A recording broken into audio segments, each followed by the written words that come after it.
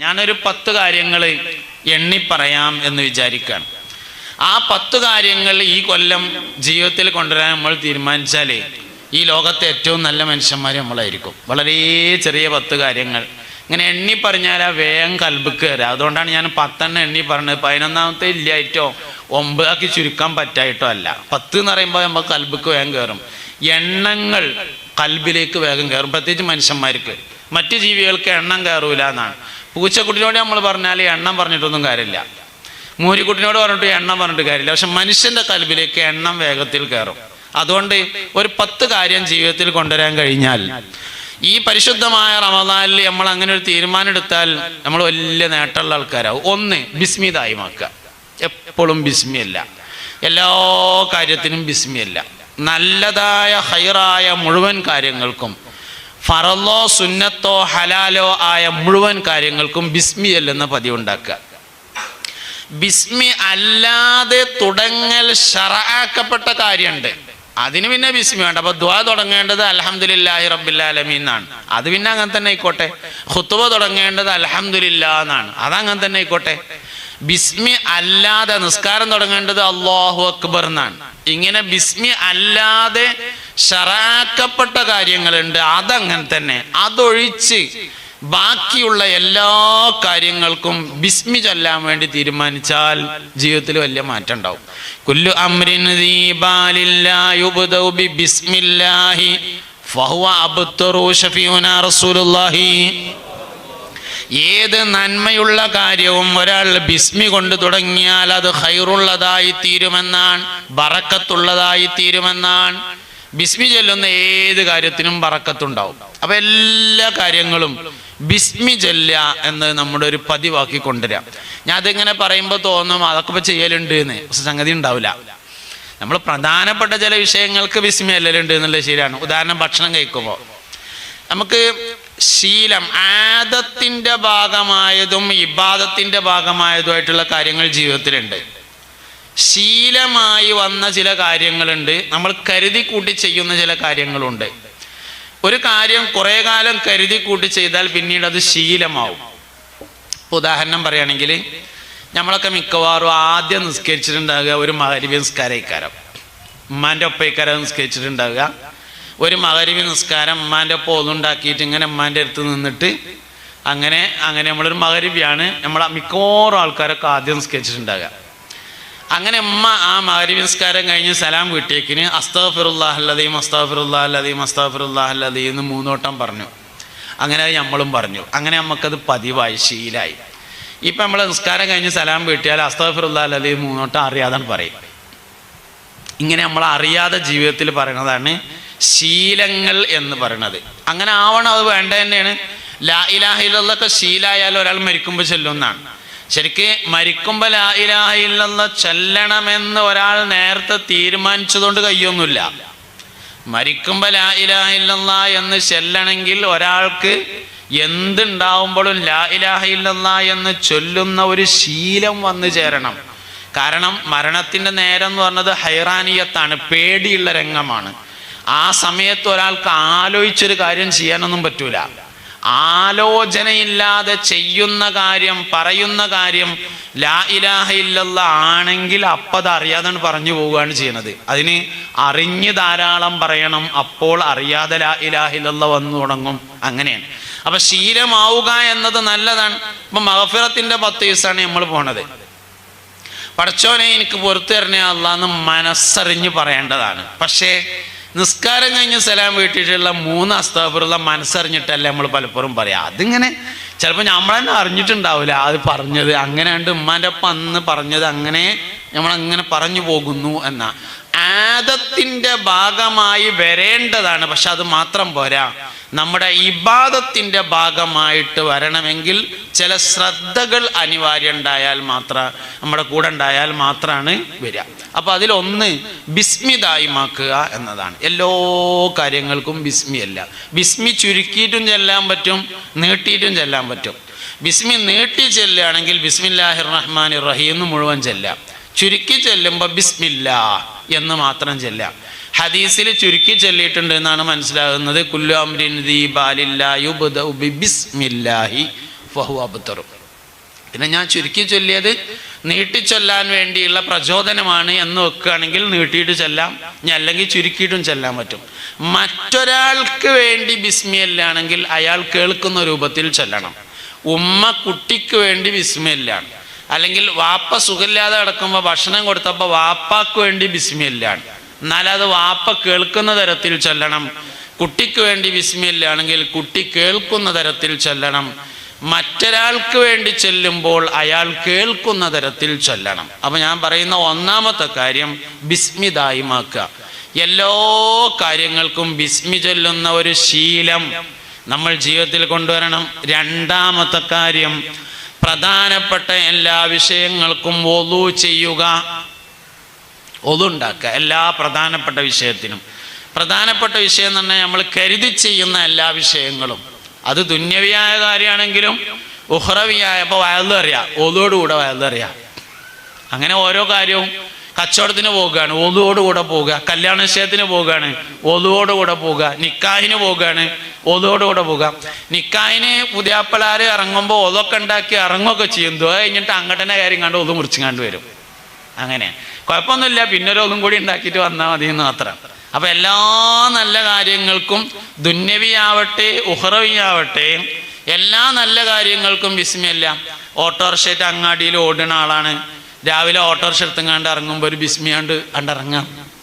അങ്ങനെ ഞാൻ എണ്ണി പറയണത് എന്തിനാ വെച്ചാൽ, എന്നാലേ നമുക്ക് എവിടെയെങ്കിലും ഒരു കുളത്ത് കിട്ടുള്ളൂ. ഇന്നെ പറ്റി തന്നെ ഇപ്പോൾ പറഞ്ഞെന്ന് തോന്നണം, എന്നാലേ കാര്യം ഉണ്ടാവുള്ളൂ എന്നുള്ളതാണ്.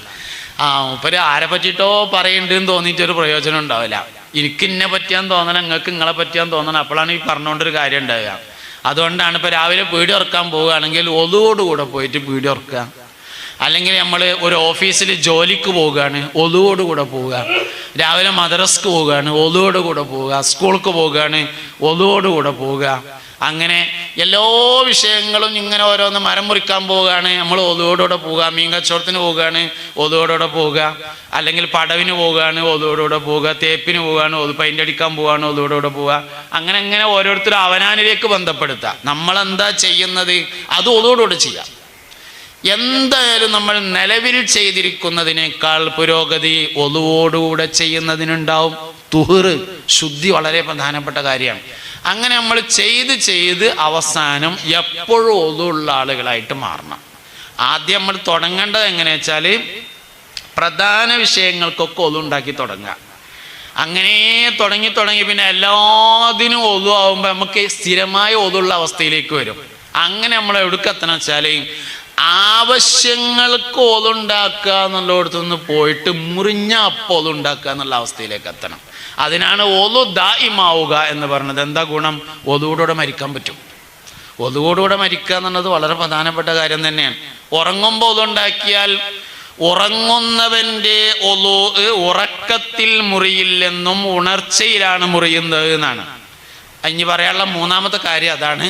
ഉറങ്ങുന്ന സമയത്ത് ദിക്റും സലാത്തും ചൊല്ലുക എന്നുള്ളതാണ് മൂന്നാമത് പറയേണ്ട കാര്യം. ഒന്നാമത് പറഞ്ഞിട്ടുള്ളത് ബിസ്മി ദായിമാക്കുക. രണ്ടാമത്തേത് ഒളു എപ്പോഴും പ്രധാനപ്പെട്ട കാര്യങ്ങൾക്ക് ഉണ്ടാകുക. മൂന്നാമത്തെ കാര്യം ഉറങ്ങുന്ന സമയത്ത് ദിക്റും സലാത്തും ചൊല്ലുക. അതെന്താ അങ്ങനെ പറയാൻ കാരണം? ഒരാൾ എങ്ങനെയാണോ ഉറങ്ങുന്നത് അങ്ങനെ മരിക്കുന്നതാണ്. ശരിക്ക് ഉറക്കം മരണത്തിനുള്ള പരിശീലനമാണ്. പഴയ കാലത്തെ ആളുകളെയും പുതിയ കാലത്തെ ആളുകളെയും ഒക്കെ താരതമ്യം ചെയ്താൽ, ഇപ്പം നമ്മളെ ഈ കാലഘട്ടത്തിലുള്ള ആൾക്കാരെയും പഴയ തലമുറയിലുള്ള ആളുകളെയും താരതമ്യം ചെയ്താൽ, പുതിയ തലമുറ ഇബാദത്തിൽ മുമ്പിലും ഈമാനിൽ ബാക്കിലുമാണ്. അതേ സമയത്ത് പഴയ തലമുറ ഇബാദത്തിൽ ബാക്കിലും ഈമാനിൽ മുമ്പിലുമാണ്. പഴയ ആൾക്കാർക്ക് നിസ്കാരം നോൽമ്പൊന്നും അങ്ങനെ തന്നെ നമ്മളമാതിരി ഉണ്ടായിട്ടില്ല. അല്ല, ഉള്ളതുള്ള മാതിരി പറയാന്നേ ഉള്ളൂ. മുമ്പൊക്കെ പുതിയാപ്പിള സൽക്കാരം ഉണ്ടാവും റമദാൻ മാസത്തിൽ. അപ്പോൾ പുതിയാപ്പിളയും ചങ്ങായിമാരും കൂടിയാണ് സൽക്കാരത്തിന് പോവുക. 20 ആൾ സൽക്കാരത്തിന് പോണേൽ 15 ആൾക്കും പണ്ടത്തെ കാലത്ത് നോലുമ്പുണ്ടായിരുന്നില്ല. അപ്പം പിന്നെ അങ്ങനെ പോലില്ല, കുടുംബക്കാരാണ് പോയത്, അതുകൊണ്ട് മാറിയിട്ടുണ്ട്. എന്നാലും നമ്മൾ സങ്കല്പിച്ച് നോക്കുക, പുതിയ കാലത്ത് എല്ലാവർക്കും നോലുമ്പുണ്ട്. ഓട്ടോറിക്ഷൻ്റെ ഡ്രൈവർക്ക് നോമ്പുണ്ട്, ബസ്സിലെ കണ്ടക്ടർക്ക് നോമ്പുണ്ട്, കല്ലുവണ്ടിയിലെ ഡ്രൈവർക്ക് നോലുമ്പുണ്ട്, മീൻ കച്ചവടം ചെയ്യുന്ന ആൾക്ക് നോലുമ്പുണ്ട്, എല്ലാവർക്കും ബംഗാളികൾക്ക് വരെ നോലുമ്പുണ്ട്. നോലുമ്പില്ലാത്ത ആരുമില്ല. അപ്പോൾ പഴയ കാലത്ത് ഇബാദത്തിൽ വളരെ ബാക്കിലാണ്, പക്ഷെ അവർ ഈമാനിൽ വളരെ മുമ്പിലാണ്. ഒരുപാട് ആൾക്കാർ, പഴയ ആൾക്കാർക്ക് അറിയും, ഒരുപാട് ആൾക്കാർ മരിക്കാൻ നേരത്ത് പാടത്തുനിന്ന് കയറി വന്നിട്ട്, കന്നൂട്ടാണ് ജോലി, പാടത്തുനിന്ന് കയറി വന്നിട്ട് കയ്യും കാലൊക്കെ ഒന്ന് തേച്ചേക്കിയിട്ട് ഉപ്പിട്ട കഞ്ഞിവെള്ളം കുടിച്ചിട്ട് കട്ടിലും അങ്ങനെ നീണ്ടു കയറുന്ന കടന്നിട്ട് അടുത്ത പെരേക്ക് കേൾക്കുന്ന തരത്തിൽ ഉറക്ക കെലിമല്ലിയിട്ടാണ് മരിച്ചിട്ടുണ്ടായിരുന്നത്. ഇബാദത്ത് അവർക്ക് വളരെ കുറവായിരുന്നു, പക്ഷേ ഈമാനിൽ അവിടെ വളരെ മുമ്പിലായിരുന്നു. പുതിയ തലമുറ ഇബാദത്തിൽ ഒരു കുറവുമില്ല. ഒരു വള മുഴുവൻ വിൽക്കേണ്ട ഉംറക്ക് പോകാൻ, ഒരു വളൻ്റെ പകുതി വിറ്റാൽ ഉംറക്ക് പോവാ. അതുകൊണ്ട് ഉംറ ചെയ്യാത്തവരാരുമില്ല, ഹജ്ജ് ചെയ്യാത്തവർ വളരെ കുറവാണ്. ഒരു ഉംറ ഒന്നുമല്ല, പോകുന്നതാണ് പരിപാടി.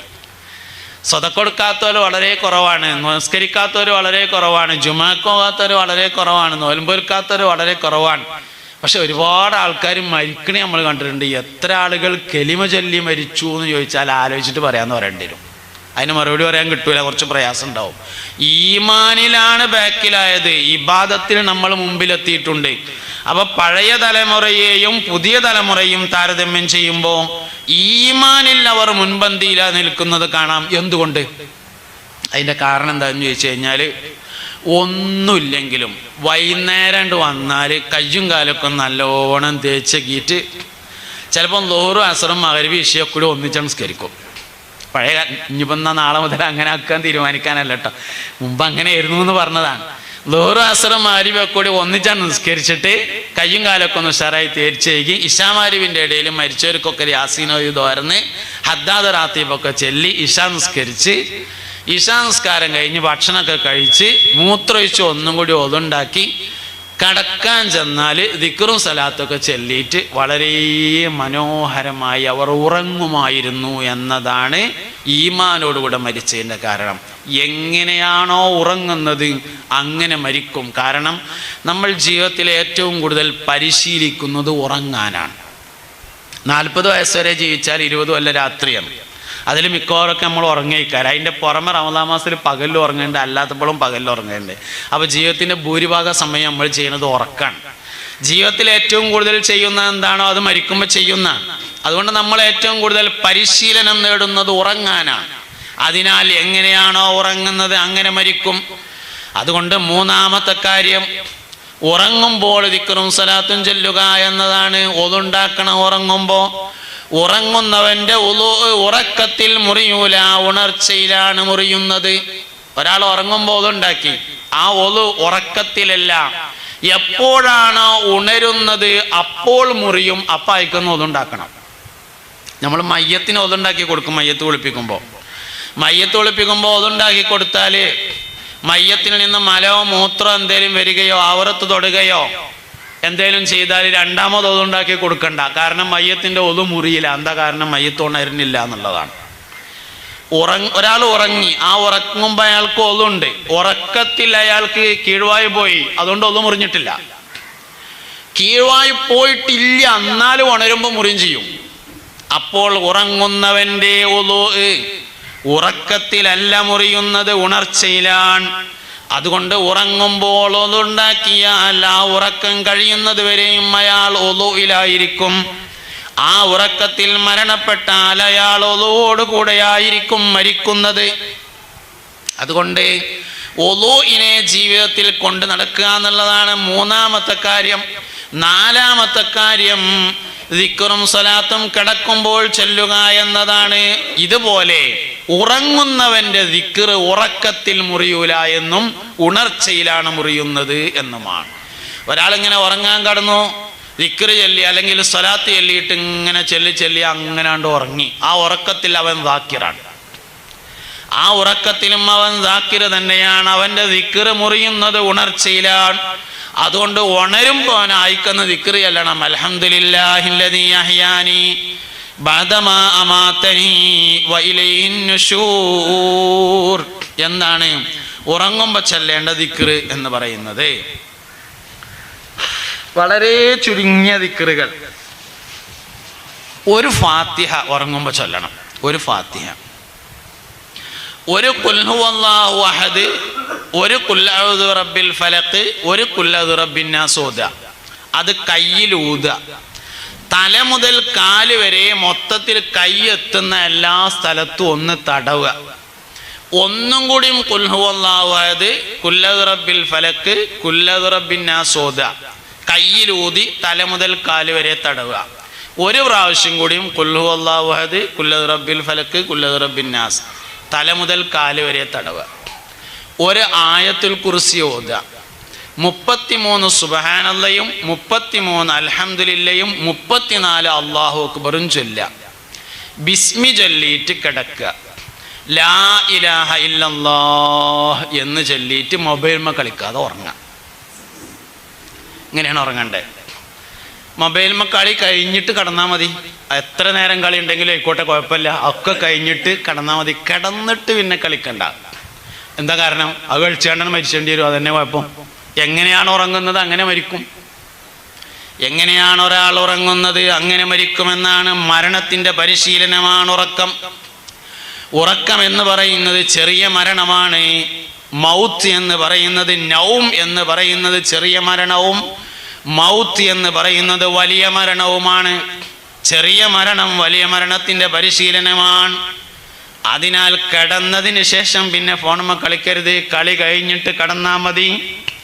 ബിസ്മി ചൊല്ലിയിട്ട് കിടന്ന് ലാ ഇലാഹ ഇല്ലല്ലാഹ് എന്ന് ചൊല്ലിയിട്ട് ഉറങ്ങിയാൽ, ആ ഉറക്കത്തിൽ അവൻ മരണപ്പെട്ടാൽ അവൻ്റെ അവസാനത്തെ വാക്ക് ലാ ഇലാഹ ഇല്ലല്ലാഹ് ആയിരിക്കും. മൻ കാന ആഖിറു കലാമിഹി ഖൗലു ലാ ഇലാഹ ഇല്ലല്ലാഹ് ദഖലൽ ജന്ന ശഫീഉനാ റസൂലുള്ളാഹി സല്ലല്ലാഹു അലൈഹി വസല്ലം പറയും. അപ്പോൾ ഒന്നാമത്തെ കാര്യം ബിസ്മി ദായിമാക്കുക. രണ്ടാമത്തെ കാര്യം എല്ലാ പ്രധാനപ്പെട്ട വിഷയങ്ങൾക്കും ഒതുണ്ടാക്കുക. മൂന്നാമത്തെ കാര്യം ഉറങ്ങാൻ സമയത്ത് ദിക്റും സ്വലാത്തും ചെല്ലുക. നാലാമത്തെ കാര്യം നേരത്തെ എഴുന്നേൽക്കുക. എത്ര നേരത്തെ കിടന്നാലും ഒരു കുഴപ്പമില്ല. പക്ഷേ വൈകി എഴുന്നേൽക്കുക എന്നത് നല്ല ശീലമല്ല. കുട്ടികളും ഗർഭിണികളും ആബിദീങ്ങളും, സ്വാലിഹ്യങ്ങളായ മനുഷ്യന്മാർ, ആബിദീങ്ങളായ മനുഷ്യന്മാർ, കുട്ടികൾ, ഗർഭിണികൾ, ഇങ്ങനെ 3 വിഭാഗം ആളുകൾ നേരത്തെ എഴുന്നേൽക്കുന്നവരായിരിക്കുന്നതാണ്. കുട്ടികളെ എഴുന്നേൽക്കാൻ കാരണം എന്താ വെച്ചാൽ ലോകത്തെ ഏറ്റവും വലിയ സ്വാലിഹ്യങ്ങൾ കുട്ടികളാണ്. ദുആക്ക് ഇജാബത്തുള്ളവരാണ്, ഒരു തെറ്റുമില്ലാത്തവരാണ്, ഹിസാബില്ലാത്തവരാണ്, അസ്ഹാബുൽ അറാഫാണ്. അവർ വളരെ പ്രധാനപ്പെട്ടവരാണ്. അതുകൊണ്ടാണ് കുട്ടികൾ അവർ സ്വലാഹിയത്തിൻ്റെ അഹ്ലുകാരാണ്, നന്മയുടെ അഹ്ലുകാരാണ് എന്നതുകൊണ്ടാണ് കുട്ടികൾ ഉണരുന്നതിൻ്റെ കാരണം. ഗർഭിണികൾ നേരത്തെ ഉണരും. അതിൻ്റെ കാരണം പള്ളയിലുള്ള കുട്ടി തന്നെയാണ്. കുട്ടികൾക്ക് അള്ളാഹു നൽകിയിട്ടുള്ള സംരക്ഷണത്തിൻ്റെ ഭാഗമാണ് ഗർഭിണികൾ ഉണരുന്നത്. പിന്നെ ലോകത്തെ എല്ലാ സ്വാലിഹ്യങ്ങളും നേരത്തെ എഴുന്നേൽക്കും. സുബീൻ്റെ മുമ്പ് എഴുന്നേൽക്കാത്തൊരു ഔലിയപ്പാപ്പാനെ തെരഞ്ഞ കാണൂല. അങ്ങനെ ഒരു ഔലിയപ്പാപ്പ ഉണ്ടെങ്കിൽ അതൊട്ട് ഔലിയപ്പാപ്പട്ട അല്ലേനോ. സുബീൻ്റെ മുമ്പ് എഴുന്നേൽക്കാത്ത ഒരു സ്വാലിഹായ മനുഷ്യൻ ഉണ്ടായിരിക്കില്ല. അതുകൊണ്ട് രാവിലെ നേരത്തെ എഴുന്നേൽക്കുക എന്നത് ശീലമാക്കണം. അതിൻ്റെ അനുബന്ധമാണ് ഉദയത്തിന് മുമ്പ് ഉറങ്ങാതിരിക്കണം. മനുഷ്യൻ്റെ ബർക്കത്ത് നഷ്ടപ്പെടുത്തുന്ന കുറേ കാര്യങ്ങളുണ്ട്. നമുക്ക് കുറേ ഉണ്ട്, പക്ഷെ ഉള്ളതിനൊരു ബർക്കത്തും ഇല്ല. എന്താ കാരണം? മനുഷ്യൻ്റെ ബർക്കത്ത് നഷ്ടപ്പെടുത്തുന്ന പ്രധാനപ്പെട്ട ഒരു കാര്യമാണ് സുബഹി നിസ്കരിച്ചതിന് ശേഷം ഉദയത്തിന് മുമ്പ് ഉറങ്ങുക എന്നത്. ഗൾഫേർക്കൊക്കെ ഉള്ള വലിയൊരു ശീലാണത്. സുബഹിക്കരിച്ച് കണ്ട് അങ്ങനെ തന്നെ ഉറങ്ങാം, പക്ഷെ സൂര്യൻ ഉദിച്ചതിന് ശേഷം. സൂര്യൻ ഉറക്കം ആവശ്യമുണ്ടെങ്കിൽ ഉറങ്ങണതിന് കുഴപ്പമൊന്നുമില്ല. രാത്രി ഉറക്കം വെച്ച ആൾക്കാർക്ക് പ്രഭാതത്തിൽ പുലർച്ചെ ഉറങ്ങാം. പക്ഷെ അത് സൂര്യൻ ഉദിച്ചതിന് ശേഷമായിരിക്കണം. സൂര്യൻ ഉദിക്കുന്നതിന് മുമ്പ് ഒരാൾ ഉറങ്ങുക എന്നത് ജീവിതത്തിലെ ബറക്കത്തിനെ നഷ്ടപ്പെടുത്തും.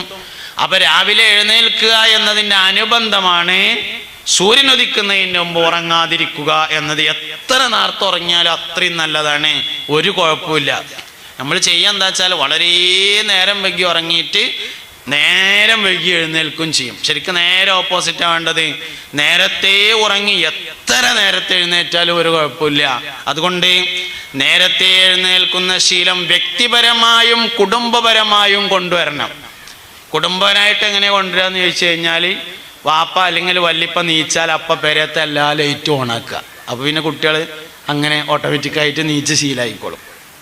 നമ്മൾ ലൈറ്റ് ഓണാക്കാം മടിച്ചാൽ അപ്പം നീച്ചൽ അങ്ങനെ ബാക്കിലേക്കാവും.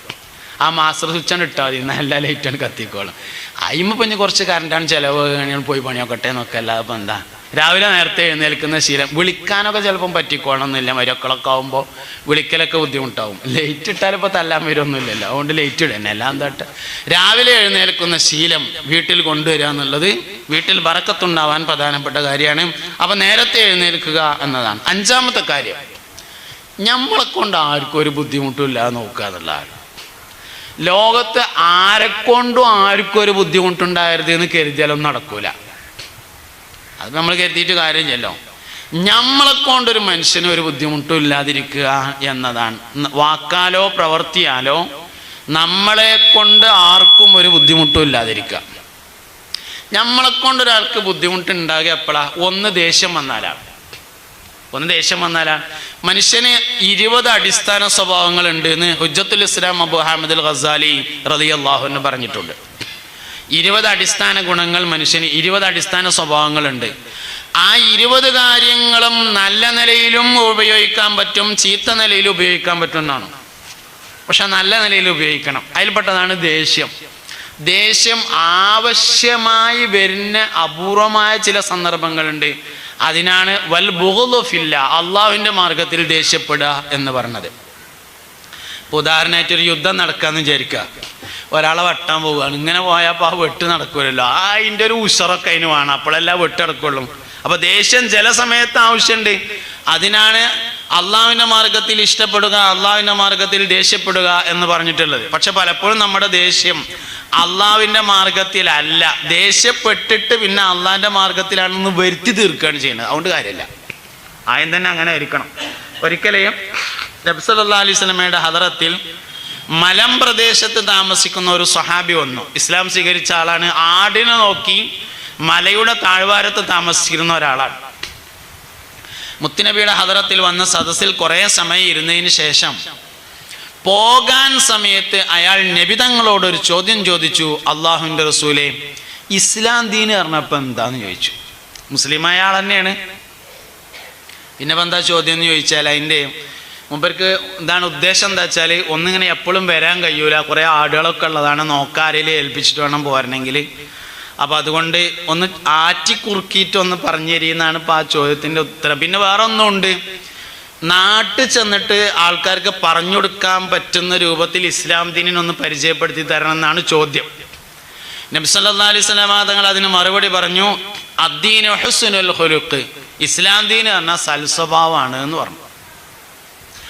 മൂപ്പര് വിചാരിച്ചൊരു മറുപടി അതിന് കിട്ടിയിട്ടില്ല. മൂപ്പര് വിചാരിച്ച മറുപടി എന്ന് പറഞ്ഞാൽ ഇപ്പോൾ നാട്ടിൽ പോയിട്ട് ഒരു 10 മിനിറ്റെങ്കിലും പറയാൻ മാത്രം വേണ്ടേ. ആൾക്കാരോട് ഇസ്ലാം ദീൻ പറഞ്ഞു കൊടുക്കുമ്പോൾ ഇസ്ലാം ദീൻ പറഞ്ഞാൽ ബിസ്മില്ലാഹിർ റഹ്മാനിർ റഹീം അൽഹംദുലില്ലാഹി റബ്ബിൽ ആലമീൻ അല്ലാഹുമ്മ സ്വല്ലി അലാ സയ്യിദിനാ മുഹമ്മദ് അമ്മാ ബഅദ് അദ്ദീനു ഹുസ്നുൽ ഖുലുഖി വആഖിറു ദഅവാനാ അൽഹംദുലില്ലാഹി റബ്ബിൽ ആലമീൻ എന്ന് പറഞ്ഞാൽ ഇപ്പോൾ ഒരു വർത്താനാവില്ലല്ലോ ഇപ്പോൾ അത്. അപ്പോൾ അതുകൊണ്ട് മൂപ്പർക്ക് ആവശ്യമായ സംഗതി കിട്ടിയില്ല. അപ്പോൾ അതുകൊണ്ട് അവിടെ തന്നെ ഇരുന്നു കുറേ സമയം. കുറേ കഴിഞ്ഞിട്ട് നബി തങ്ങളത് മറന്നിട്ടുണ്ടാവും എന്ന് കരുതിയിട്ട് പിന്നെ നീച്ചിട്ട് ചോദിച്ചു, മദ്ദീനു യാ റസൂലല്ലാ, അള്ളാഹുവിൻ്റെ റസൂലേ, ഇസ്ലാം ദീൻ എന്നാൽ എന്താണെന്ന് ചോദിച്ചു. മുത്തുനബി സല്ലല്ലാഹു അലൈഹി വസല്ലം പിന്നെ അങ്ങനെ മറക്കണ ആളൊന്നുമല്ലല്ലോ. അപ്പോൾ അതുകൊണ്ട് പഴയ മറുപടി തന്നെ പറഞ്ഞു, അദ്ദീനു ഹുസ്നുൽ ഖുലുഖ്, ദീൻ എന്നാൽ സൽസ്വഭാവമാണ് എന്ന് പറഞ്ഞപ്പോൾ അയാൾ അവിടെ തന്നെ ഇരുന്നു. കുറേ സമയം കഴിഞ്ഞ് മൂന്നാമതും ആവർത്തിച്ചു, മദ്ദീനു യാ റസൂലല്ലാ, അള്ളാഹുവിൻ്റെ റസൂലേ, ഇസ്ലാം ദീൻ എന്നാൽ എന്താണെന്ന് ചോദിച്ചു. മൂന്നാമതും പുന്നാര നബി സല്ലല്ലാഹു അലൈഹി വസല്ലം തങ്ങൾ പറഞ്ഞു, അദ്ദീനു ഹുസ്നുൽ ഖുലുഖി, ദീൻ എന്നാൽ സൽസ്വഭാവമാണ് എന്ന് പറഞ്ഞു. അപ്പം ഞങ്ങൾക്ക് ഇതിൻ്റെ അപ്പുറത്തേക്ക് ഇനി ഒന്നും കിട്ടൂല എന്ന് ഉറപ്പായി. ഇന്നിപ്പോൾ ഇതേ കിട്ടുള്ളൂ, ഇനി എത്ര ചോദിച്ചാലും ഇന്ന് ഇതേ കിട്ടുള്ളൂ എന്ന് ഉറപ്പായപ്പോൾ അയാൾ പോകാൻ വേണ്ടി ഒരുങ്ങി. പോകാണ് എന്ന് കണ്ടപ്പോൾ മുത്തുനബി ഇങ്ങോട്ട് തന്നെ വിളിച്ചു സല്ലല്ലാഹു അലൈഹി വസല്ലം, ഇവിടെ വാജു പോവുക. വമാ ഹുസ്നുൽ ഖുലുഖി, സൽസ്വഭാവം എന്നാൽ എന്താണെന്ന് നിനക്ക് മനസ്സിലായോ എന്ന് ചോദിച്ചു. ഇസ്ലാം ദീൻ പറഞ്ഞാൽ സൽസ്വഭാവമാണ്. സൽസ്വഭാവം എന്ന് പറഞ്ഞാൽ എന്താണോ എന്ന് മനസ്സിലായോ എന്ന് ചോദിച്ചപ്പോൾ പറഞ്ഞു, അല്ലാഹു റസൂലു ആലം, അള്ളാഹുവിനും അവൻ്റെ റസൂലിനും അറിയാം എന്ന് പറഞ്ഞു, ലാ തഗ്ലബ് അഹദ, നിനക്ക് ആരോടും ദേഷ്യം വരാതിരിക്കുന്നതിൻ്റെ പേരാണ് സൽസ്വഭാവം. നമ്മളെ നാടൻ മലയാളത്തിൽ പറഞ്ഞാൽ അനക്ക് ഈറ പിടിച്ചാതിരിക്കണതിനാണ് സൽസ്വഭാവം എന്ന് പറഞ്ഞത്. നമ്മളെ പറ്റി ഒന്ന് ആലോചിക്കാം. സ്വാഭാവികമായിട്ടും അവസാനത്തെ പത്തേക്ക് കിടന്നാൽ ഈറ കൂടും. അങ്ങനെയാണ്. അവസാനത്തെ പത്തേക്ക് റമദാൻ പകുതി കഴിഞ്ഞ് അവസാനത്തേക്ക് വെച്ചാൽ പിന്നെ ദേഷ്യം ഇങ്ങനെ കൂടി വരിക. പിന്നെ കണ്ടതിനൊക്കെ ദേഷ്യം. ഫാൻ ഇട്ടാലും പറ്റൂല, ഫാൻ ഇട്ടില്ലെങ്കിൽ പറ്റൂല, AC ഇട്ടാൽ പറ്റൂല, AC ഇട്ടില്ലെങ്കിൽ പറ്റൂല, ചായയിൽ ചൂട് ഏറിയാൽ പറ്റൂല, ചൂട് കുറഞ്ഞാൽ പറ്റൂല, കറിയിൽ ഉപ്പ് ഏറിയാൽ പറ്റൂല. ഇങ്ങനെ എല്ലാവരും അവനെ പറ്റി ആലോചിക്കുക. നമുക്ക് ഈറ പിടിച്ചിട്ടുണ്ടോ? നമ്മൾ സൽസ്വഭാവിയല്ല. അല്ല, നമുക്ക് ഈറ വരുന്നില്ല, എന്നാലോ നമ്മൾ സൽസ്വഭാവിയാണ്. ഒരു അവനാനെ പറ്റി ആലോചിക്കാനുള്ളതാണ്. അല്ലാതെ ഇത് പറയുമ്പോഴുള്ളൊരു പ്രശ്നം എന്താ വെച്ചാൽ അപ്പോൾ പിന്നെ മൂപ്പരൊന്നും സൽസ്വഭാവം മൂപ്പരിലേക്കാണ് ആലോചിക്കുക, അവനിലേക്ക് നമ്മൾ ആലോചിക്കില്ല എന്നുള്ളതാണ്. നമ്മൾ മറ്റൊരാളെ പറ്റി ആലോചിച്ചിട്ടൊരു പ്രയോജനമില്ല. നമ്മളെ പറ്റി ആലോചിക്കുക. ഞമ്മക്ക് ഈറ വരുന്നുണ്ടോ? നമ്മൾ സൽസ്വഭാവിയല്ല. ഞമ്മക്ക് ഈറ വരുന്നില്ലേ? നമ്മൾ സൽസ്വഭാവിയാണ്. അതാണ് ലാ തഗ്ളബ് അഹദ. നിനക്കാരോടും. അപ്പൊ നമ്മളെ കൊണ്ട് മറ്റൊരാൾക്ക് ബുദ്ധിമുട്ടുണ്ടാകുന്നത് നമുക്ക് ദേഷ്യം വന്നാലാണ്. എന്നെ ആർക്കും ദേഷ്യം പിടിപ്പിക്കാൻ കഴിയില്ലെന്ന് ഞാൻ തീരുമാനിച്ചാൽ എന്നെ ആർക്കും ദേഷ്യം പിടിപ്പിക്കാൻ കഴിയില്ല. പിന്നെ എന്തുകൊണ്ടാണ് കഴിയണത്? നമ്മൾ ആദ്യം തന്നെ തീരുമാനിച്ചു വെച്ചിട്ടാണ്. ഞാനേ വാപ്പല്ലിപ്പായിട്ട് വലിയ ദേഷ്യമുള്ള ആളാണ്, അതുകൊണ്ട് എനിക്ക് ദേഷ്യം പിടിക്കുമെന്ന് ഞാൻ ആദ്യം തീരുമാനിച്ചു വെച്ചു. അതുകൊണ്ടാണ് നമുക്ക് ഈറ വരുന്നതിൻ്റെ കാരണം. എനിക്ക് പ്രഷർ കൂടുതലാണ്, അതുകൊണ്ട് എനിക്ക് നല്ലോണം ദേഷ്യം വരുമെന്ന് നമ്മൾ ആദ്യം തീരുമാനിച്ചു വെച്ചിരിക്കുകയാണ്. ഞാൻ പ്രഷറിൻ്റെ കുറേ ബുക്കുകൾ വായിച്ചു നോക്കിയിട്ടുണ്ട്. എവിടെയെങ്കിലും പ്രഷർ കൂടിയാൽ ഈറൊടിച്ചൊന്നുണ്ടോ നോക്കാൻ വേണ്ടിയിട്ട് ഇതുവരെ കണ്ടിട്ടില്ല. പ്രഷർ കൂടിയതുകൊണ്ട് ദേഷ്യം വരുമെന്ന് എവിടെയും കണ്ടിട്ടില്ല. അതൊരു ന്യായം പറച്ചിലാണ് യഥാർത്ഥത്തിൽ. അതൊക്കെ മനുഷ്യന്മാരെ മേക്കെട്ട് കയറാനുള്ള ഐഡിയ എന്നല്ലാതെ ഒന്നുമല്ല. ഞാൻ ഒരുപാട് ബുക്ക് വായിച്ചിട്ടുണ്ട്. ഇതുണ്ടോ നോക്കാനായിട്ട് നെറ്റിലൊക്കെ കുറേ സെർച്ച് ചെയ്ത് നോക്കിയിട്ടുണ്ട്. സംഭവം ഇല്ല കേട്ടോ. പ്രഷർ കൂടിയാൽ ഈറ വരുന്ന എവിടെയില്ല. അത് നമ്മളാദ്യം തീരുമാനിച്ചതാണ്. എനിക്ക് പ്രഷർ കൂടുതലാണ്, അതുകൊണ്ട് എനിക്ക് ഈറ വരുന്ന ആദ്യം തീരുമാനിച്ചു വെച്ചിട്ട് പിന്നെ നമുക്ക് ഈറൊടിക്കുമ്പോൾ പ്രഷർക്ക് അങ്ങനെ വരവെക്കാണ്. അങ്ങനെ സംഭവമില്ല. അതുകൊണ്ട് എന്നെ ആർക്കും ദേഷ്യം പിടിപ്പിക്കാൻ കഴിയില്ലെന്ന് ഞാൻ അങ്ങോട്ട് തീരുമാനിച്ചു കഴിഞ്ഞാൽ പിന്നെ ആർക്കും ദേഷ്യം പിടിപ്പിക്കാൻ കഴിയില്ല. ദേഷ്യം വന്നാലാണ് പെരുമാറ്റം മോശമാകുക. അതുകൊണ്ട് നമ്മളെ കൊണ്ടാർക്കും ഒരു ബുദ്ധിമുട്ടുമില്ലാതിരിക്കണം. അതിൽപ്പെട്ട പ്രധാനപ്പെട്ട ഒരു വിഷയമാണ് മനുഷ്യരുടെ അഭിമാനത്തെ പിച്ചി ചീന്താതിരിക്കണം. അത് നമ്മളെ കൊണ്ട് വേറെ ആൾക്കുണ്ടാകുന്ന ഒരു ബുദ്ധിമുട്ടാണ്. ഒരു മനുഷ്യന്റെ അഭിമാനം. ഹജ്ജത്തുൽ വദാ ആണ് നബി സല്ലല്ലാഹു അലൈഹി വസല്ലമയുടെ ഏറ്റവും ശ്രദ്ധേയമായ ഹജ്ജ്. വിടവാങ്ങൽ പ്രസംഗം നടത്തിയ അൽയൗമ അക്മൽതു ലക്കും ദീനക്കും എന്ന ഇസ്ലാം പൂർത്തിയായി എന്ന ആയത്തിറങ്ങിയ ഹജ്ജാണ് ഹജ്ജത്തുൽ വദാ. ആ ഹജ്ജത്തുൽ വദായിൽ നബി സല്ലല്ലാഹു അലൈഹി വസല്ലമ തങ്ങളുടെ പ്രഭാഷണത്തിൽ പ്രധാനമായും പറഞ്ഞ ഒരു കാര്യം, നിങ്ങളുടെ രക്തവും നിങ്ങളുടെ അഭിമാനവും നിങ്ങൾക്കിടയിൽ പരസ്പരം ഹറാമാണ്. ഈ ദിവസം, ഈ മാസം, ഈ സ്ഥലത്ത് അതിനുള്ള പവിത്രത പോലെ. ദുൽഹിജ്ജ 9 അറഫ ദിവസത്തിൽ അറഫയിൽ വെച്ചായിരുന്നു ആ പ്രസംഗം നടന്നത്. അറഫയിൽ ദുൽഹിജ്ജ 9 ഈ ദിവസത്തിൽ, ഈ മാസത്തിൽ, ഈ സമയത്തിൽ എത്രമാത്രം പ്രത്യേകതയുണ്ടോ അതിനേക്കാൾ പ്രത്യേകത മനുഷ്യരുടെ അഭിമാനത്തിനുണ്ട് എന്നാണ്. അതുകൊണ്ട് 2 ബോധങ്ങൾ ഒരു മനുഷ്യനുണ്ടായിരിക്കണം എന്നാണ്. ഒന്ന്, നമ്മുടെ അഭിമാനത്തെക്കുറിച്ചുള്ള ബോധവും. 2, മറ്റൊരാളുടെ അഭിമാനത്തെക്കുറിച്ചുള്ള ബോധവും.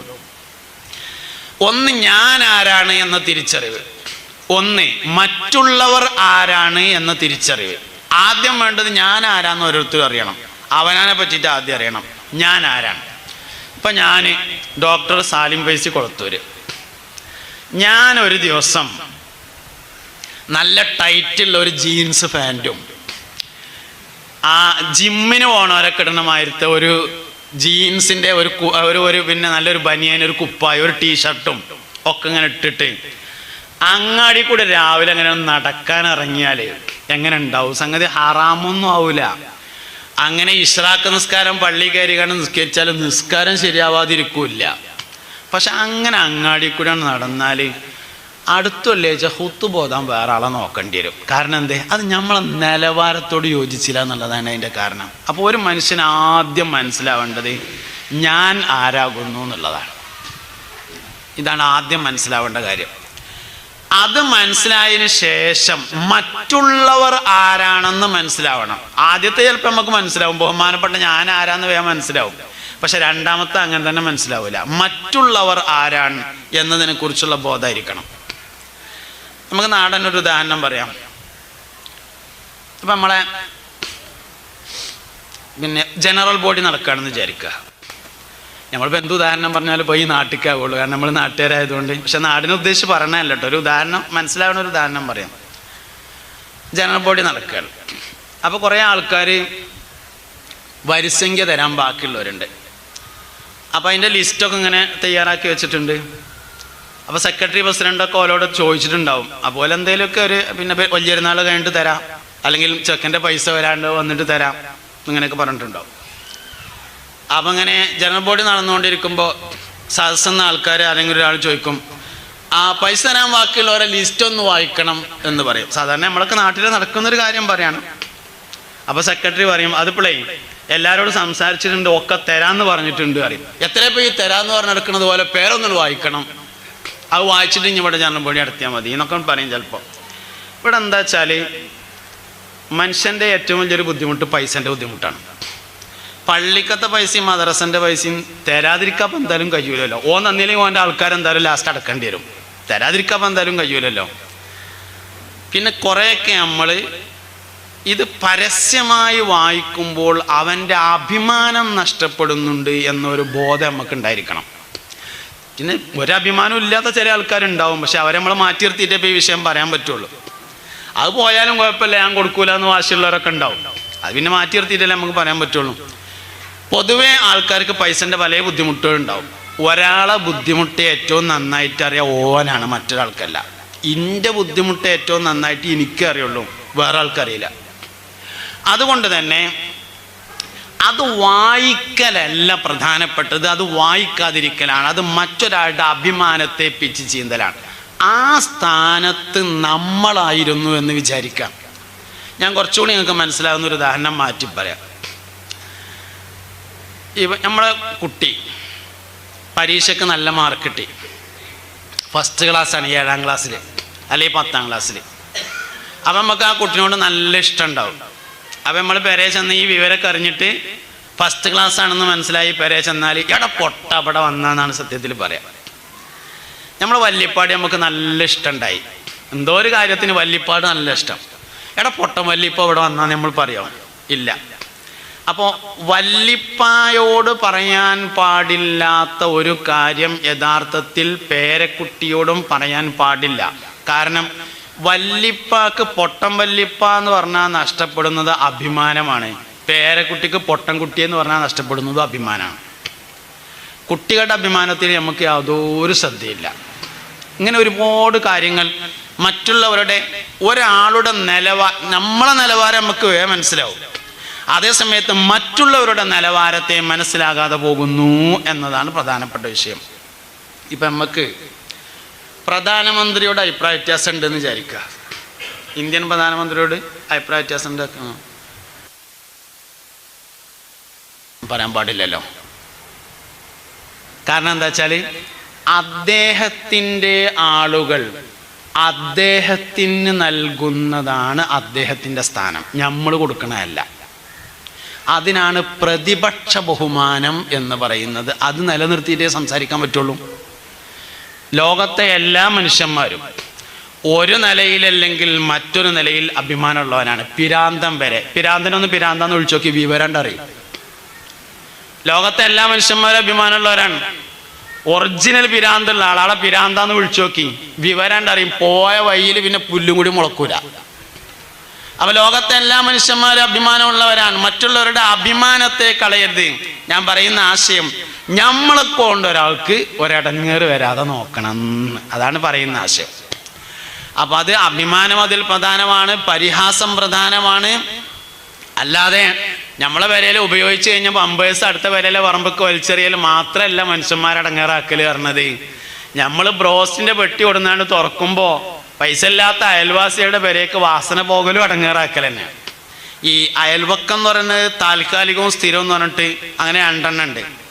സ്ഥിരമായ അയൽവക്കുണ്ട്, നമ്മൾ സ്ഥിരതാമസമാക്കിയ വീടിൻ്റെ പരിസരത്തുള്ള ആൾ സ്ഥിരമായ അയൽവാസിയാണ്.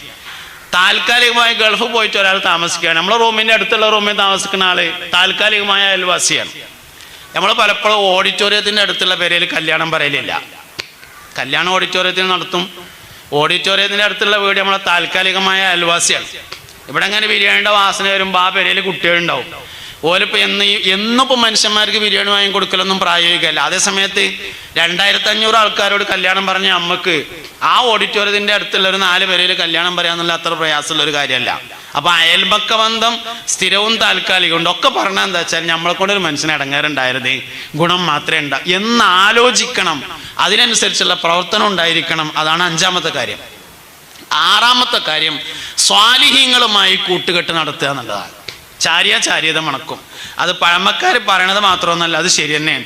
സിദ്ദീഖുൽ അക്ബർ റളിയല്ലാഹു അൻഹു ഈ ഉമ്മത്തിലെ ഏറ്റവും ഉന്നതനായ മനുഷ്യനാണ്. എന്താ കാരണം? മുത്തുനബിയാണ് കൂട്ടുകാരൻ സല്ലല്ലാഹു അലൈഹി വസല്ലം. ഉമർ ബിൻ ഖത്താബ് റളിയല്ലാഹു അൻഹുവിന്റെ പ്രത്യേകത എന്താ? സിദ്ദീഖുൽ അക്ബറാണ് കൂട്ടുകാർ. അൽ മർഉ അലാ ദീനി ഖലീലിഹി എന്നാണ്. മനുഷ്യൻ അവന്റെ കൂട്ടുകാരന്റെ മതത്തിന്റെ മേലായിരിക്കുന്നതാണ്. ഏത് മനുഷ്യന്റെയും, നമ്മളെ കുട്ടിയൊക്കെ ഒരു കല്യാണം വന്നു, നമ്മൾ കല്യാണാലോചന നടക്കുമ്പോൾ ആദ്യം എന്താ ചോദിക്കുക? അവൻ്റെ ചങ്ങായിമാരൊക്കെ ആരാന്നാ ചോദിക്കുക. ഒരു നല്ലൊരു കല്യാണാലോചന വന്നാൽ ഔദ്യോഗികമായ അന്വേഷണം നടക്കുന്നതിന് മുമ്പ് അസർ നിസ്കരിക്കാൻ വേണ്ടി ഓലെ പേരൻ്റെ അടുത്തുള്ള നിസ്കാര പള്ളിയൊക്കെ നിസ്കരിച്ചാൻ പോകും. അങ്ങനെ ആ പള്ളി കയറി അസർ നിസ്കാരം കഴിഞ്ഞിട്ട് അവിടുന്ന് ഇറങ്ങുമ്പോൾ അതിൻ്റെ അടുത്തുള്ള ചായപ്പൊടി കയറിയിട്ട് ഒരു മധുരമില്ലാത്ത ചായ, ഒരു ലഡു കടിയെടുത്തുങ്ങാണ്ട് ഇങ്ങനെ ഇരുന്ന് കുടിക്കും. അപ്പോൾ അവിടെ ഇങ്ങനെ കുറേ ആൾക്കാർ ചായ കുടിച്ചിരിക്കുന്ന ആൾക്കാരുണ്ടാവും. ഓരോട് ചോദിക്കും, നമ്മളെ അബ്ദുറഹ്മാൻ ഹാജിയുടെ മൂത്ത മകൻ സുലൈമാനെ പറ്റി എന്താ അഭിപ്രായം എന്ന് ചോദിക്കും. അപ്പം നാട്ടുകാർ പറയും, ചെറുക്കനൊന്നും കുഴപ്പമില്ല, വളരെ ഉഷാറാണ്, പെരയ്ക്ക് പറ്റിയവനാണ്, അധ്വാനിച്ച് നിന്നവനാണ്, ഓൻ്റെ ചെങ്ങായിമാരൊക്കെ ഒരു കോച്ചറായി ആണ് എന്ന് പറഞ്ഞാൽ മനസ്സിലായി ആള് കോച്ചറായി ആണ് എന്ന്. അൽ മർഉ അലാ ദീനി ഖലീലിഹി, മനുഷ്യൻ അവൻ്റെ കൂട്ടുകാരൻ്റെ മതത്തിൻ്റെ മേലായിരിക്കും എന്നാണ് അഷ്റഫുൽ ഖൽഖ് ഹബീബുനാ റസൂലുള്ളാഹി സല്ലല്ലാഹു അലൈഹി വസല്ലമ തങ്ങൾ പറഞ്ഞിട്ടുള്ളത്. അതുകൊണ്ട് സ്വാലിഹീങ്ങളുമായി പരിചയക്കാരായാലും കുഴപ്പമില്ല. പരിചയവും കൂട്ടുകെട്ടും രണ്ടാണ്. നാട്ടുകാർ മുഴുവൻ നമ്മളെ പരിചയക്കാരായി ഒരു കുഴപ്പമില്ല, എല്ലാവരും ചെങ്ങായിമാരാക്കാൻ പറ്റില്ല. ചെങ്ങായിമാരാക്കുന്നത് ഇങ്ങോട്ട് ഉപകാരമുള്ളവരെ മാത്രമാണ് കൂട്ടുകാരാക്കേണ്ടത്. മനുഷ്യൻ അവൻ്റെ കൂട്ടുകാരൻ്റെ ചിന്തയും കൂട്ടുകാരൻ്റെ പ്രവർത്തനവും കൂട്ടുകാരൻ്റെ വിശ്വാസവും സ്വാധീനിക്കും. മദ്യപാനം, ലഹരി ഉപയോഗത്തിന്റെ കാരണം എന്താ? കൂട്ടുകെട്ട്. ലഹരി ഉപയോഗത്തിന്റെ കാരണം കൂട്ടുകെട്ടാണ്. ലഹരി ഉപയോഗം ഇല്ലാതിരിക്കണമെങ്കിൽ നല്ല കൂട്ടുകെട്ടുണ്ടായിരിക്കണം. അതാണ് സ്വാലിഹീങ്ങളുമായുള്ള കൂട്ടുകെട്ട്. നല്ല ആളുകളെ കാണണം, നല്ലവരുമായി ഒരാൾ സ്വാലിഹാണെന്ന് എങ്ങനെ മനസ്സിലാകുക? അതും ആണല്ലോ പറയാം. ഒരു മനുഷ്യൻ സാലിം എന്ന് പേരിട്ടുകൊണ്ടൊന്നും കാര്യമില്ല, സ്വാലിഹ് എന്ന് പേരിട്ടിട്ടും കാര്യമില്ല. ഒരു മനുഷ്യൻ സ്വാലിഹാണെന്ന് എങ്ങനെ മനസ്സിലാവും? ഒരു മനുഷ്യൻ സ്വാലിഹാണെന്ന് മനസ്സിലാവാനുള്ള 1ാമത്തെ അടയാളം തൊള്ളേത്തെ നാവ് അടങ്ങിയിരിക്കുന്നുണ്ടോ ഇല്ലയോ നോക്കലാണ്. സംസാരം കുറയലാണ് സ്വലാഹിയ്യത്തിന്റെ ഏറ്റവും പ്രധാനപ്പെട്ട അടയാളം. ഒരു മനുഷ്യൻ സ്വാലിഹാണോ അല്ലയോ എന്ന് നോക്കാനുള്ള 1ാമത്തെ അടയാളം, ഏറ്റവും പ്രധാനപ്പെട്ട തെളിവ്, അവന്റെ സംസാരം കുറഞ്ഞു വരുന്നുണ്ടോ അവൻ സ്വാലിഹാൻ. അല്ല, വർത്താനം കൂടുതലായി വരുന്നുണ്ടോ സ്വലാഹിയത്തിന്റെ ലക്ഷണമല്ല. ശൈത്താൻ ഒരു മനുഷ്യന്റെ ജീവിതത്തിൽ സ്വാധീനിക്കുമ്പോൾ, ശൈത്താൻ ഒരു മനുഷ്യന്റെ ശരീരത്തിൽ സ്വാധീനമുറപ്പിക്കുമ്പോൾ ആദ്യം പിശാച് സ്വാധീനിക്കുന്നത് നാവിലായിരിക്കും. അതുകൊണ്ട് നാവിന് നിയന്ത്രണമുണ്ടോ ഇല്ലയോ എന്ന് നോക്കിയിട്ടാണ് സ്വാലിഹാണോ അല്ലയോ എന്ന് തീരുമാനിക്കുന്നത്. സ്വാലിഹീങ്ങളുമായി കൂട്ടുകൂടണമെന്നതാണ് 6ാമത്തെ കാര്യം. 7ാമത്തെ കാര്യം, അദബിന് വലിയ പ്രാധാന്യം കൊടുക്കണം. ഇൽമിനേക്കാൾ പ്രധാനപ്പെട്ടതാണ് മര്യാദ, അദബ്. ഇൽമ് 2ാം സ്ഥാനത്തും അദബ് 1ാം സ്ഥാനത്തുമാണ് എന്നാണ്. ഇൽമ് പഠിപ്പിക്കുന്നതിന് മുമ്പ് പഠിപ്പിക്കൽ നിർബന്ധമാവും അദബ്. കുട്ടികൾക്ക് ഇൽമ് പഠിപ്പിക്കുന്നതിന് മുമ്പ് അദബ് പഠിപ്പിക്കൽ നിർബന്ധമാണ് എന്നാണ്. അതുകൊണ്ട് ഒരു വിഷയം ചെയ്യുന്നതിനേക്കാൾ പ്രാധാന്യമുണ്ട് അതിൻ്റെ മര്യാദ പാലിക്കുന്നതിന് എന്നാണ്. മുസ്ഹഫ് എടുക്കുന്നതിനേക്കാൾ പ്രധാനപ്പെട്ടതാണ് മുസ്ഹഫിന്റെ മര്യാദ പാലിക്കുക. മുസ്ഹഫ് എടുത്തില്ലെങ്കിൽ കാഫിറാവില്ല. മുസ്ഹഫ് എടുത്തിട്ട് നജസാക്കിയാൽ ആള് കാഫിറാവും, മുർത്തദ്ദാവും. ഒരു വിഷയം ചെയ്യുന്നതിനേക്കാൾ പ്രാധാന്യമുണ്ട് ആ വിഷയത്തിന്റെ മര്യാദകൾ പാലിക്കുന്നതിന്. എപ്പോഴും മര്യാദക്ക് 1ാം സ്ഥാനമുള്ളത്, ഇൽമിന് 2ാം സ്ഥാനമേ ഉള്ളൂ. അതുകൊണ്ട് അദബുകൾക്ക് വലിയ പ്രാധാന്യം കൊടുക്കണം. എല്ലാവരോടും അദബുണ്ട്. ഗുരുനാഥന്മാരോട് അദബുണ്ട്, മുതിർന്നവരോട് അദബുണ്ട്, കുട്ടികളോട് അദബുണ്ട്, സ്ഥാനമാനങ്ങളുള്ളവരോട് അതവുണ്ട്, വിവരമുള്ളവരോട് അതവുണ്ട്. ഡോക്ടറെ കണ്ടാൽ എഴുന്നേറ്റ് നിൽക്കണമെന്ന് ഹുജ്ജത്തുൽ ഇസ്ലാം അബൂ ഹാമിദ് അൽ ഗസാലി റളിയല്ലാഹു അൻഹു ഇഹ്യാ ഉലൂമുദ്ദീനിൽ പറഞ്ഞിട്ടുണ്ട്. ഡോക്ടറെ കണ്ടാൽ എഴുന്നേറ്റിക്കണം. നമ്മളെ ചികിത്സിക്കുന്ന ഡോക്ടറാണെങ്കിലും ആര് ചികിത്സിക്കുന്ന ഡോക്ടറാണെങ്കിലും ഡോക്ടറെ കണ്ടാൽ എഴുന്നേറ്റ് നിൽക്കണം എന്നാണ്. ഡോക്ടർമാർ കഴുത്തിൽ സ്റ്റെത്തസ്കോപ്പ് എന്നുകൊണ്ടൊരു സാധനം ഇടും. എന്തിനാ സത്യത്തിൽ അത് ഇടുന്നത്? ചില ഉസൂലുകൾ ഉണ്ട് എന്നാണ്. പഴയ കാലത്ത് നമ്മളൊക്കെ നാട്ടിൽ 40 ദിവസം 10 ദിവസമൊക്കെ വയറ് പറയാൻ വേണ്ടി മൗലവിമാർ വരും. അങ്ങനെ ദീർഘമായ വയറുണ്ടാകുക. അപ്പോൾ വയറ് കഴിഞ്ഞാൽ വയറ് അറിയണ മൗലവി അവിടുന്ന് പോയിട്ട് അടുത്ത നാട്ടിൽ പോയിട്ട് അവിടുത്തെ പള്ളിക്കാരെ കടന്നുറങ്ങിയിട്ട് പിന്നെ അവിടുന്ന് രാവിലെ പോകും. അങ്ങനെയാണ് ചെയ്യുക. ഇപ്പം നമ്മളിവർക്കൊക്കെ വേദന വരികയാണെങ്കിൽ ഇവിടുന്നാണ് പോയിട്ട് വളാഞ്ചേരി പള്ളിയിൽ കയറിയിട്ട് കടന്നുറങ്ങും. എന്നിട്ട് അവിടുന്ന് രാവിലെ പോകും. അല്ലെങ്കിൽ ഇവിടുന്നാണ് പോകുന്നത് പെരിന്തമണ്ണ പള്ളി കയറി കടന്നുറങ്ങിയിട്ട് അവിടുന്ന് അങ്ങനെ പഴയ കാലത്ത് വേദന എന്നാ. എന്താ കാരണം? ഈ നാട്ടിൽ വന്ന് വയല് പറഞ്ഞാൽ വയല് പറയുന്ന മൂല്യരും വയല് കേട്ട നാട്ടുകാരും തമ്മിൽ ഗുരു ശിഷ്യ ബന്ധം സ്ഥിരപ്പെടും. ഗുരുവും ശിഷ്യന്മാരുമാവുമ്പോൾ ഗുരുവിനോട് പാലിക്കേണ്ട ചില മര്യാദകളുണ്ട്. അത് പാലിക്കാൻ നാട്ടുകാർ ബാധ്യസ്ഥരാവും. പക്ഷെ പഴയ കാലം അവനാനെ കടന്നുറങ്ങാൻ സ്ഥലമില്ലാത്ത കാലമാണ്. അതുകൊണ്ട് ഗുരു അവിടുന്നാണ് പോയാൽ പിന്നെ ആ പ്രശ്നമില്ലല്ലോ എന്നുള്ളതാണ് അവിടുന്നാണ് പോയിട്ട് വൈക്ക കടന്നുറങ്ങിയിട്ട് ബാക്കി പിന്നെ പോയിരുന്നതിൻ്റെ കാരണം. ഇതുപോലെ വൈദ്യനെ കണ്ടാൽ എഴുന്നേറ്റ് നിൽക്കണം. അതിന് വൈദ്യനെ കാണുമ്പോൾ വൈദ്യനാണെന്ന് അറിയണ്ടേ? അതിനാണ് സ്റ്റെത്തസ്കോപ്പ് എന്ന് പറയുന്ന സാധനം കഴുത്തിലിടുന്ന രീതി വന്നത് എന്നാണ്. അപ്പോൾ ഡോക്ടറെ കണ്ടാൽ നമ്മളെ ചികിത്സിക്കുന്ന ഡോക്ടറാണെങ്കിലും നമ്മളെ ചികിത്സിക്കുന്ന ഡോക്ടർ അല്ലെങ്കിലും എഴുന്നേറ്റ് നിൽക്കണം. അതൊരു മര്യാദയാണ്. അപ്പം മര്യാദകൾക്ക് ഒന്നാം സ്ഥാനം. ഒരു ഓഫീസിൽ നമ്മൾ ചെന്നാൽ നിൽക്കാണ് ആദ്യം വേണ്ടത്. ഇരിക്കാൻ പറഞ്ഞാൽ പിന്നെ അവിടെ ഒട്ട കസാല ഇരിക്കാനുള്ളത് തന്നെയാണ്, പിന്നെ ഇരിക്കുകയാണ് വേണ്ടത്. അങ്ങനെ എല്ലാ സ്ഥലത്തെയും ഒരു വീട്ടിൽ ചെന്നാൽ സോഫ കൊട്ടിയിട്ട് ഇരിക്കാൻ പാടില്ല എന്നാണ്. അവിടെ ഇരിക്കുക, ചളിയായ ആകും. അതിനുള്ള തന്നെയാണ് സർഫ് വരണേ. അതിനെന്നെ വാഷിംഗ് മെഷീൻ വാങ്ങിയിട്ടുള്ളത്. സോഫ കൊട്ടിയ എന്താ കുഴപ്പം? അത് വീട്ടുകാർ വൃത്തിയില്ലാത്തവരാണ് എന്ന് പറയുന്നതിന് സമാനമാണ്. അപ്പോൾ അത് വീട്ടുകാരെ മോശാക്കലാവും. അതുകൊണ്ടാണ് കൊട്ടാതിരിക്കുകയാണ് വേണ്ടത് എന്ന് പറയുന്നതിൻ്റെ കാരണം. ഇങ്ങനെ നമ്മളിങ്ങനെ നോക്കിയാൽ എല്ലാവരും അർഹതയില്ലാത്തത് പിടിച്ചു പറ്റുക. വളാഞ്ചേരി ബസ് സ്റ്റാൻഡിൽ നിന്ന് ഷട്ടറിൻ്റെ ഉള്ളിൽ കൂടെ കൊടട്ടുങ്ങാണ്ട് സീറ്റ് പിടിച്ചിട്ട് അർഹതയില്ലാത്ത സീറ്റ് ആദ്യം കയറിയവർക്കുള്ള ആളോ സീറ്റ്, കൊടട്ടവർക്കുള്ളതല്ലോ. അങ്ങനെ ഒരു നിയമം ഇല്ലല്ലോ എവിടെയും. കൊട ഇടാന്നോ ബാഗ് ഇടാന്ന് പറഞ്ഞിട്ടൊരു നിയമമില്ല, ആദ്യം കയറിയവർക്കുള്ള. അപ്പം നമ്മൾ അർഹതയില്ലാത്തത് വരെ പിടിച്ചടക്കിയിട്ട് എന്നിട്ട് നമ്മളിങ്ങനെ ദ്വാരക്കാണ് അല്ലാഹുമ്മ റഹംനി യാ അർഹമർ റഹീമീൻ. സംഗതി നടക്കൂല. ഇതന്നെ പ്രശ്നം. അതുകൊണ്ട് നമ്മൾ ശ്രദ്ധിക്കേണ്ട കാര്യമാണ്. അദബിന് വലിയ പ്രാധാന്യം. 8ാമത്തെ കാര്യം, മുത്തുനബി സല്ലല്ലാഹു അലൈഹി വസല്ലമയെ നല്ലോണം സ്നേഹിക്കുക. സല്ലല്ലാഹു അലൈഹി വസല്ലം നമ്മൾ ചെയ്യുന്ന കുറേ പ്രവർത്തനങ്ങൾ ഇപ്പോൾ ഈ നബി സല്ലല്ലാഹു അലൈഹി വസല്ലമയുമായി കൂടുതൽ അടുപ്പമുള്ളതിന് കൂടുതൽ പ്രാധാന്യം കൊടുക്കണം. ഇപ്പം നിസ്കരിക്കും നമ്മളെല്ലാവരും. മുൻകഴിഞ്ഞ ഉമ്മത്തുകൾക്കും നിസ്കാരം ഉണ്ടായിട്ടുണ്ട്. പക്ഷെ മുൻകഴിഞ്ഞ ഉമ്മത്തുകൾക്ക് ഇല്ലാത്തൊരു കാര്യമായിരുന്നു ബാങ്ക്. ഫർദ് നിസ്കാരത്തിന് ബാങ്ക് ഇഖാമത്ത് കൊടുക്കുക, അത് നമുക്ക് മാത്രമുള്ളതാണ്. അതുകൊണ്ട് ഫർദ് നിസ്കരിക്കുമ്പോൾ ബാങ്ക് ഇഖാമത്ത് ഒഴിവാക്കരുത്. അത് മുത്തുനബിനോടുള്ള ബന്ധമാണ് സല്ലല്ലാഹു അലൈഹി വസല്ലം. ബാങ്ക് എന്ന് പറഞ്ഞത് അല്ലാഹു അക്ബറിൻ്റെ പ്രഖ്യാപനമല്ല.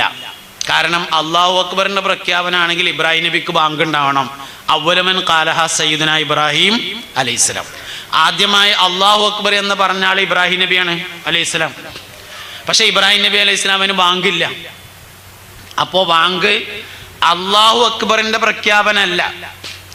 ബാങ്ക് അഷ്ഹദു അല്ലാ ഇലാഹ ഇല്ലല്ലാഹയുടെ പ്രഖ്യാപനവുമല്ല. അങ്ങനെയാണെങ്കിൽ നൂഹ് നബിക്ക് ബാങ്കുമാണ്. നൂഹ് നബിക്ക് നിസ്കാരം ഉണ്ടായിട്ടുണ്ട്. മൂസ നബി അലൈഹി ഇസ്ലാമിന് നിസ്കാരം ഉണ്ടായിട്ടുണ്ട്. മൂസ നബി അലൈഹി ഇസ്ലാമിന് ബാങ്കില്ല. മൂസ നബി അലൈഹി ഇസ്ലാമിനും ബാങ്കുവാണല്ലോ. അഷ്ഹദു അല്ലാ ഇലാഹ ഇല്ലല്ലാഹയുടെ പ്രഖ്യാപനാണെങ്കിൽ അഷ്ഹദു അല്ലാ ഇലാഹ ഇല്ലല്ലാഹ് മൂസ നബിക്കും ഉണ്ടല്ലോ, ഈസാ നബിക്കും ഉണ്ടല്ലോ. പിന്നെ ബാങ്ക് എന്താണ്? വഅശ്ഹദു അന്ന മുഹമ്മദർ റസൂലുള്ളാഹ്. അശ്ഹദു അന്ന മുഹമ്മദർ റസൂലുള്ളാഹ് എന്നതിൻ്റെ പ്രഖ്യാപനമാണ് ബാങ്ക്. അതുകൊണ്ടാണ് ബിലാൽ റളിയല്ലാഹു അൻഹുവിന് ബാങ്ക് കൊടുക്കാൻ കഴിയാതായത്. ബിലാൽ റളിയല്ലാഹു അൻഹുവിനെയാണ് മുസ്തഫ നബി സല്ലല്ലാഹു അലൈഹി വസല്ലം തങ്ങളെ ബാങ്ക് കൊടുക്കാൻ വേണ്ടി ഏൽപ്പിച്ചിരുന്നത്. നബി തങ്ങൾ വഫാത്തായി. മുസ്തഫ നബി സല്ലല്ലാഹു അലൈഹി വസല്ലം വഫാത്തായി എന്ന് അറിഞ്ഞപ്പോൾ ബിലാൽ റളിയല്ലാഹു അൻഹു പറഞ്ഞു, ഞാൻ ബാങ്ക് കൊടുക്കൂലായിരുന്നു. അങ്ങനെ നാട് വിട്ടുപോയി. ഒരിക്കൽ മദീനയിൽ വന്ന ഉടനെ തന്നെ അതേമാതിരി തിരിച്ചുപോയി. പിന്നെ രണ്ടാമതൊരിക്കൽ മദീനയിൽ വന്നു. ആകെ 2 പ്രാവശ്യം പിന്നെ ബിലാൽ റളിയല്ലാഹു അൻഹു മദീനത്ത് വന്നിട്ടുള്ളൂ. രണ്ടാമതൊരിക്കൽ കൂടി വന്നപ്പോൾ എല്ലാവരും ഒരു ബാങ്ക് കൊടുക്കണം നിർബന്ധിച്ചു. സമ്മതിച്ചില്ല, ഞാൻ കൊടുക്കൂലായിരുന്നു. അവസാനം ഹുസൈൻ റളിയല്ലാഹു അൻഹു രംഗത്ത് വന്നു, ഒരു ബാങ്ക് കൊടുക്കണം എന്ന് പറഞ്ഞു. മുത്തുനബിയുടെ പേരക്കുട്ടിയാണ് സല്ലല്ലാഹു അലൈഹി വസല്ലം. ഹുസൈൻ റളിയല്ലാഹു അൻഹു പറഞ്ഞാൽ പിന്നെ കേൾക്കാതിരിക്കാൻ കഴിയാത്തതുകൊണ്ട് ബിലാൽ ബാങ്ക് കൊടുക്കാൻ നിന്നു. അല്ലാഹു അക്ബർ അല്ലാഹു അക്ബർ പറഞ്ഞു, ഒരു പ്രയാസമില്ല. എല്ലാവരും കേട്ടു. മദീനയിൽ പഴയകാലം തിരിച്ചു വന്നു എന്നെല്ലാവർക്കും തോന്നി. എല്ലാവരും വീട്ടിൽ നിന്ന് ബാങ്ക് കേൾക്കാൻ വേണ്ടിയൊക്കെ പുറത്തേക്ക് നിന്നിട്ട് കാതൊക്കെ കൂർപ്പിച്ചു. അഷ്ഹദു അല്ലാ ഇലാഹ ഇല്ലല്ലാഹ് പറഞ്ഞു, ഒരു പ്രയാസമില്ല. അഷ്ഹദു അന്ന മുഹമ്മദ് എന്ന് പറഞ്ഞോടുകൂടെ ബിലാൽ റളിയല്ലാഹു അൻഹു ഖറ സഇഖാ, ബോധരഹിതനായി വീണു. ബിലാൽ റളിയല്ലാഹു അൻഹു ബാങ്ക് കൊടുക്കൂല എന്ന് പറഞ്ഞു. അല്ലാഹു അക്ബർ പറയാനുള്ള പ്രയാസമല്ല, അഷ്ഹദു അല്ലാ ഇലാഹ ഇല്ലല്ലാഹ് പറയാനുള്ള പ്രയാസമല്ല, അഷ്ഹദു അന്ന മുഹമ്മദ് റസൂലുള്ളാഹ് എന്ന് പറയാൻ കഴിയൂല. എന്തുകൊണ്ട്? ബാങ്ക് അഷ്ഹദു അന്ന മുഹമ്മദ് റസൂലുള്ളാഹ് എന്ന ഇഷ്കിന്റെ പ്രഖ്യാപനമാണ്. അതുകൊണ്ട് മുസ്തഫ നബി സല്ലല്ലാഹു അലൈഹി വസല്ലമയുമായി വളരെ അടുപ്പാണ് ബാങ്കിനുള്ളത്. നമ്മളെല്ലാവരും നിസ്കരിച്ചിട്ടുണ്ട്, പക്ഷെ ബാങ്ക് കൊടുക്കൂല. പള്ളിക്കത്തെ ജമാഅത്തിന് ബാങ്ക് കൊടുക്കും, എന്നാ കൊടുക്കല്ലേ എന്നൊക്കെ ചോദിക്കും. നമ്മൾ പള്ളിക്കത്തെ ജമാഅത്തിന് മാത്രമാണത്. ഓ, നമ്മളെ ബാങ്ക് ഇഖാമത്ത് കൊടുക്കാനുള്ള ഉസ്സാറ് കണ്ടാൽ നമ്മൾ എപ്പോഴും ഇങ്ങനെ തന്നെ തോന്നും. ഇല്ല, ഒറ്റക്ക് നിസ്കരിച്ചുമ്പോൾ വേഗം ചെന്ന് കണ്ട അല്ലാഹു അക്ബർ എന്നാണ്, അവിടെ ബാങ്ക് ഇഖാമത്തും ഇല്ല. ശരിക്കും നമ്മൾ ഒറ്റക്ക് നിസ്കരിക്കുമ്പോഴും ബാങ്ക് ഇഖാമത്തും കൊടുക്കാൻ ശ്രദ്ധിക്കണം. കാരണം അത് ഇഷ്കിന്റെ പ്രഖ്യാപനമാണ്. മുൻകാല ഉമ്മത്തികൾക്കില്ലാത്തതും ഈ ഉമ്മത്തിനുള്ളതുമായ പ്രത്യേകത പുണ്യനബി സല്ലല്ലാഹു അലൈഹി വസല്ലമയോട് അടങ്ങാത്ത താല്പര്യമാണ് എന്നതാണ്. അതുകൊണ്ട് നബി സല്ലല്ലാഹു അലൈഹി വസല്ലമയെ നന്നായി സ്നേഹിക്കണം. 9ാമത്തെ കാര്യം, ആഴ്ചയിൽ ഒരു ദിവസം മരിച്ചവർക്കൊരു യാസീൻ ഓതണം. വെള്ളിയാഴ്ച രാവായ വളരെ നന്നായി. എന്തെങ്കിലും അസൗകര്യം ഉണ്ടെങ്കിൽ തിങ്കളാഴ്ച രാവിലെ മരണപ്പെട്ടവർക്കൊരു യാസീൻ ഓതണം. അവർ നമ്മളൊരു യാസീൻ പ്രതീക്ഷിക്കുന്നുണ്ട്. ഒരു ദൈഫായ ഹദീസിൽ ഇങ്ങനെ റജബ് 27-ന്റെ ഷഅബാൻ 15-ന്റെ വെള്ളിയാഴ്ചയുടെ ഒക്കെ രാവിലെ മരണപ്പെട്ടു പോയ ആളുകളുടെ ആത്മാവുകൾ വീടിൻ്റെ അടുക്കൽ വന്നുകൊണ്ട് ഇങ്ങനെ വിളിച്ചു പറയുമെന്ന് വന്നിട്ടുണ്ട്. വീട്ടുകാരെ, ഞങ്ങളുടെ കുടുംബക്കാരെ, ഞങ്ങളുടെ സ്വത്തുകളൊക്കെ നിങ്ങൾ ഓഹരി ചെയ്തെടുത്തു, നിങ്ങൾ ഞങ്ങളെ മറന്നോ എന്ന് റജബ് 27-ന്റെ രാവ്, ഷഅബാൻ 15-ന്റെ രാവ്, വെള്ളിയാഴ്ച രാവിലൊക്കെ മരണപ്പെട്ടവരുടെ ആത്മാക്കൾ വീടിൻ്റെ വാതിൽക്കൽ വന്ന് വിളിച്ചു പറയും എന്ന് കാണാം. അപ്പം അതുകൊണ്ട് വെള്ളിയാഴ്ച രാവ് പ്രത്യേകിച്ചും പ്രധാനപ്പെട്ട ദിവസങ്ങളിലൊക്കെ മരിച്ചവർക്ക് വേണ്ടിയിട്ട് ഒരു യാസീൻ ഓതി ദ്വാരക്കുന്ന ഒരു രീതി നമ്മുടെ ജീവിതത്തിൽ കൊണ്ടുവരണം. 10ാമത്തെ കാര്യം, ഒരു 2 റക്അത്ത് തഹജ്ജുദ് നിസ്കരിക്കണം. റമദാൻ മാസം തഹജ്ജുദ് തുടങ്ങാൻ ഏറ്റവും നല്ല മാസമാണ്. കാരണം നമ്മളെല്ലാവരും സുബീൻ്റെ മുമ്പ് എഴുന്നേൽക്കൽ എന്തായാലും അത്താഴം കഴിക്കാൻ. സുബഹി നിസ്കരിച്ചിട്ട് ഒതുണ്ടാക്കിയിട്ട് ഒരു 2 റക്അത്ത് നിസ്കരിച്ചിട്ട് ഒന്ന് നല്ലോണം അവനാൻ്റെ സ്വന്തം കാര്യത്തിന് ദ്വാരക്കുക. ദ്വാൻ്റെ കാര്യത്തിൽ നമ്മൾ വളരെ പിഷ്കന്മാരാണ്. സ്വന്തം ദ്വാ, അവനാന് വേണ്ടി ദ്വാരക്കുന്ന കാര്യത്തിൽ മനസ്സറിഞ്ഞ് ആരും അറിയാതെ അള്ളാഹു നമ്മൾ മാത്രം അറിയുന്ന തരത്തിലുള്ള ദ്വായുടെ കാര്യത്തിൽ നമ്മൾ വളരെ പിഷ്കന്മാരാവാറുണ്ട്. അപ്പം അതുകൊണ്ട് ഒരു 2 റക്അത്ത് തഹജ്ജുദ് നിസ്കാരം ശീലമാക്കിയാൽ, മുസ്തഫ നബി സല്ലല്ലാഹു അലൈഹി വസല്ലം തങ്ങൾക്ക് ഫർദ് നിസ്കാരം നിർബന്ധമാകുന്നതിന് മുമ്പ് അല്ലാഹു തആല തഹജ്ജുദ് നിസ്കാരം നിർബന്ധമാക്കിയിട്ടുണ്ട്. വമിനൽ ലൈലി ഫതഹജ്ജദ് ബിഹി നാഫിലതൻ ലക അസാ അൻ യബ്അസക റബ്ബുക മഖാമൻ മഹ്മൂദ യാ അയ്യുഹൽ മുസമ്മിൽ ഖുമിൽ ലൈല ഇല്ലാ ഖലീല നിസ്ഫഹു അവ ഇൻഖുസ് മിൻ ഔ സിദ് അലൈഹി വറത്തിലിൽ ഖുർആന തർതീല. ഫർദ് നിസ്കാരം നിർബന്ധമാകുന്നതിന് മുമ്പ് നബി സല്ലല്ലാഹു അലൈഹി വസല്ലം തങ്ങൾക്ക് അല്ലാഹു തഹജ്ജുദ് നിസ്കാരം നിർബന്ധമാക്കി.